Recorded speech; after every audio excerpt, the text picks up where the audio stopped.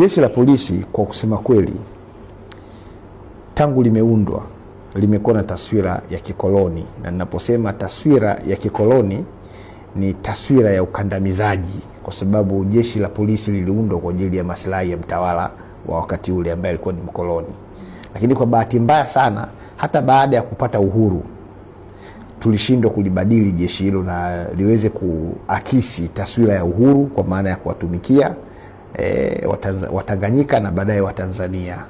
Sasa hakuna wakati wowote ule jeshi la polisi limeacha kulaumiwa kwa utendaji mbovu, lakini kwa kutekeleza majukumu yao bila kuzingatia sheria. Na haya nao yasema, siyasemi kutoka kichwani mwangu. Ripoti mbalimbali za haki za binadamu, ripoti mbalimbali zinazopima utawala bora zimeainisha kwamba polisi ni moja kati ya taasisi ambazo zinahitaji kufanyiwa mabadiliko. Taasisi ya mwisho kuja na ripoti ilikuwa ni Tume ya Rais ya Haki Jinai, ambayo iliongozwa na Jaji Mkuu mstaafu wa Tanzania Mohamed Osman Chande, ambaye alisema jeshi la polisi linapaswa kufumuliwa na kuundwa upya kabisa, sio kufanyiwa marekebisho, kuvunjwa na kuundwa upya ili liweze kuendana na mahitaji ya nyakati tulizonazo. Kwa hiyo hata wakati mimi nipo, kwa sababu mimi nimeingia nimekuta polisi kama taasisi ipo, kwa hiyo nilijiunga, nikakaa, nikajaribu kutoa mchango wangu kwa namna ambavyo nilikuwa naona inafaa. Lakini sasa taasisi inaongozwa kwa mujibu wa sheria. Inaweza ikawa na watu wazuri, lakini kama mifumo ya kisheria, mifumo ya kikatiba inataka taasisi ifanye kazi zake kwa mtindo huo, wewe hata ungekuwa ni mzuri kiasi gani, peke yako huwezi kuleta mabadiliko ambayo yanaweza yakaonekana na wengi na yakaleta manufaa. Kwa hiyo kutokana na hilo pia nikaona kwamba siwezi kuendelea kukaa huku, kwa sababu kama polisi na yenyewe inasimamia ukandamizaji wa haki za watu. Na nitakupa mfano, watu wanakamatwa, wanapelekwa katika vituo vya polisi ambako inaaminika watakuwa salama kwa kuwekwa mahabusu, alafu kesho yake unaambiwa mtu amejinyonga akiwa mahabusu, alafu ukiuliza uwajibikaji kwenye hilo huuoni. Sasa nikaona hapa kuna shida. Kwa hiyo ni bora mimi niondoke, nikae upande mwingine ambao nadhani nikiwekeza nguvu pamoja na watu wengine wapigania haki, tunaweza tukasaidia kuleta mabadiliko ambayo tunayataka katika jeshi la polisi.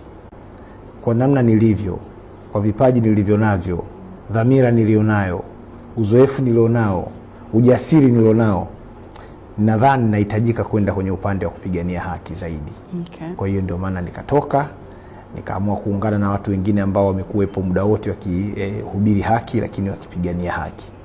Huwezi kutegemea tume ya mtu huyu mmoja, kwa maana tume ya rais. Rais ndio anamiliki tume. Hiyo tume iende ikachunguze mambo yanayohusu jamii nzima. Haya mambo madhara sio ya rais yaliyotokea tarehe 29. Yamemgusa kila mtu. Sasa kukabidhi haya mambo yote kwa rais, akiamua hiyo ripoti ya kupi, utamfanya nini? Kama kaamua ripoti ya Jaji Chande hajampa mtu, utamfanya nini? Na sheria ndio imesema tume ni ya kwake na ripoti ni ya kwake. Kwa hiyo hata hii akiamua hakupi ripoti, utamfanya nini? Lakini wewe mwanao kafa, mumeo kafa, mkeo kafa, duka lenu limechomwa, kituo chenu cha mafuta kimechomwa. Mimi nilikuwa nadhani kulikuwa kuna haja ya swala hili la Oktoba 29 na yote yaliyotokea likashughulikiwa kwa namna ambayo tunashughulika na makosa yanayotokea nchini mwetu siku zote, na hii ingesaidia kupunguza hao makelele. Yaani mpaka leo hii mimi nashangaa, polisi kweli wameshindwa kukamata hata mtu mmoja, polisi aliyeua mtu. Polisi wameshindwa kujua aliyechochea ni nani. Wanamsubiria Lila ndo aje awaambie bana, jamani aliyechochea ni huyu. Lila maskini ya Mungu, mimi namfahamu ile jaji wa mahakama ya rufani. Sio hata askari polisi, hajawahi hata kupeleleza chochote Lila. Hajui hata huo upelelezi huo unafanyikaje. Kwa hiyo mimi nilikuwa natarajia tume ya haki za binadamu na utawala bora ingeingia kazini ikatuletea majibu. Polisi hata kama hawaaminiwi wangeingia kazini wakatuletea hata hao majibu yasiyoaminika. Mbona kwenye mambo mengine wanafanya bado watuletea majibu?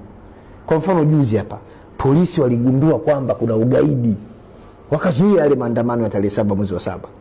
Mbona waliweza kupeleleza na wakazuia? Sasa leo wanashindaje kupeleleza na kutuambia leo chochea ni nani? Paka tumsubirie Jaji Lila aje.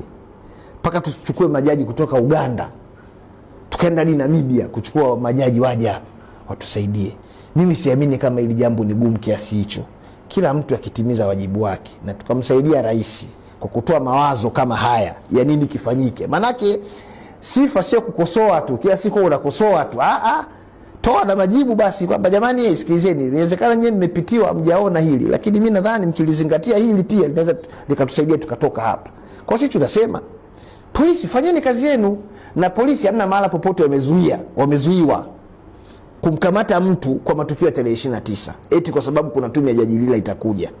Polisi hamna mahala popote wamezuiwa kumkamata mtu aliyeua watu siku ya tarehe 29 Oktoba eti kwa sababu kuna tume ya Jaji Lila.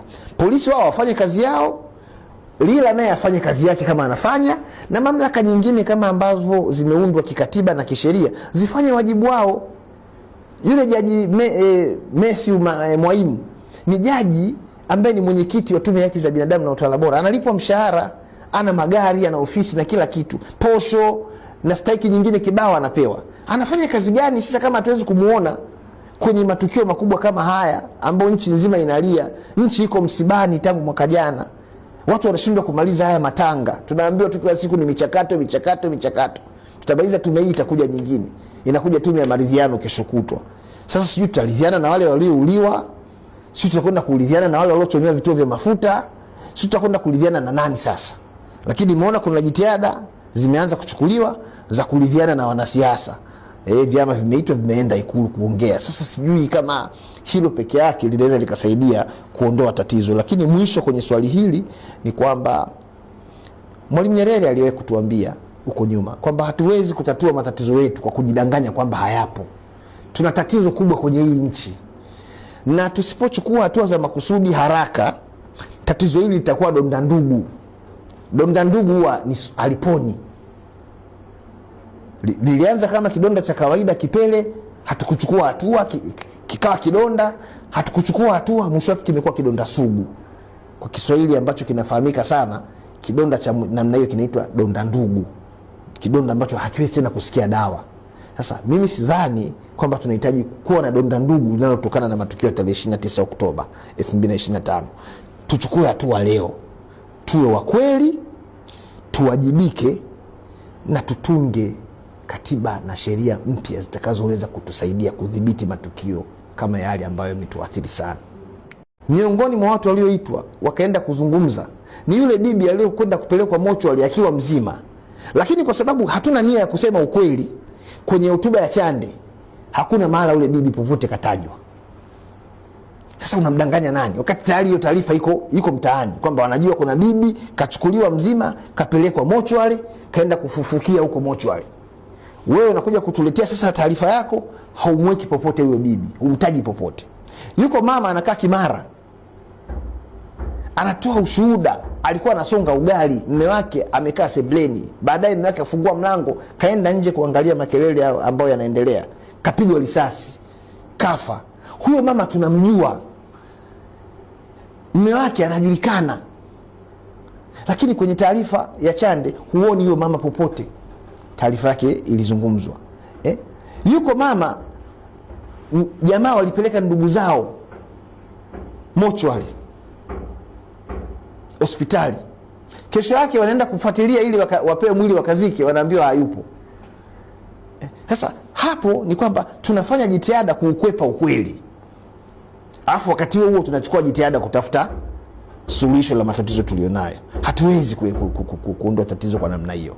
Ndio mimi nasema waitwe watu, wakae, watoe maoni yao vizuri tu.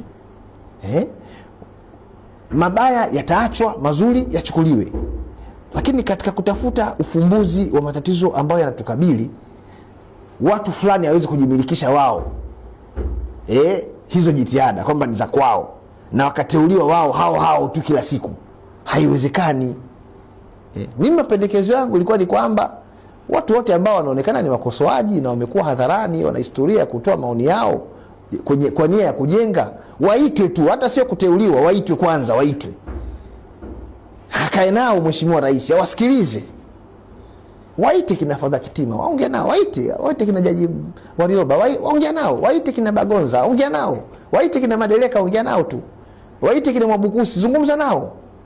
Zungumza nao tu, kama si ni wananchi wako, wewe ni kiongozi wao bwana, waite tu, tukae, tunacheza karata, tunakunywa kahawa, tunazungumza bwana. Bwana vipi bwana, wewe maoni yako nikusikilize ana kwa ana, unasema nini kwenye hili, kwenye mapungufu? Ndio Mwalimu Nyerere alikuwa anafanya hivyo.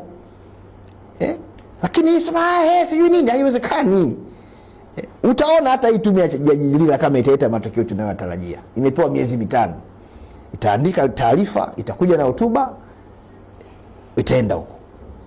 Lakini kama tungekuwa na mifumo kwanza na utaratibu na utamaduni wa kusikilizana. Mimi kwanza watu wanaonikosoa mimi binafsi huwa nafurahi sana. Huwa nawaita, nawaambia niambie mapungufu yangu, kwa sababu mimi sio binadamu, mimi sio malaika. Niambie mimi kama binadamu nakosea wapi.